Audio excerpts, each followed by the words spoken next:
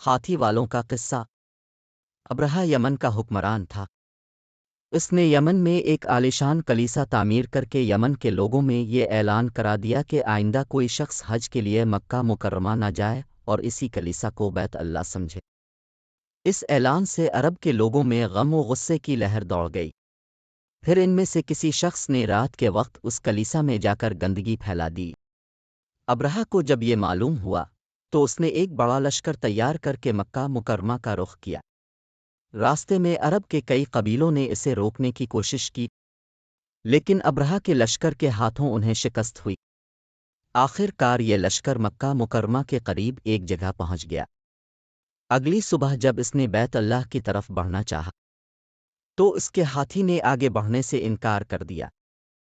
اسی وقت اس کی طرف سے عجیب و غریب قسم کے پرندوں کا ایک غول آیا اور لشکر پر چھا گیا۔ ہر پرندے کی چونچ میں 3 کنکر تھے، جو انہوں نے لشکر کے لوگوں پر برسانے شروع کر دیے۔ ان کنکروں نے لشکر کے لوگوں کے جسموں کو چیر کر رکھ دیا۔ یہ عذاب دیکھ کر سارے ہاتھی بھاگ کھڑے ہوئے۔ لشکر کے سپاہیوں میں سے کچھ وہی ہلاک ہو گئے اور کچھ جو بھاگ نکلے وہ راستے میں مر گئے۔ ابرہہ کے جسم میں ایسا زہر سرایت کر گیا کہ اس کا ایک ایک جوڑ گل سڑ کر گرنے لگا۔ اسی حالت میں اسے یمن لایا گیا۔ وہاں اس کے سارے بدن سے خون بہہ بہہ کر ختم ہو گیا۔ اس کی موت سب سے زیادہ عبرتناک ہوئی۔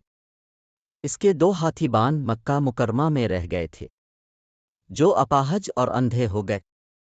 اس طرح اللہ پاک نے اپنے گھر کی حفاظت فرمائی اور طاقت پر غرور کرنے والوں کو سزا کا مزہ چکھایا۔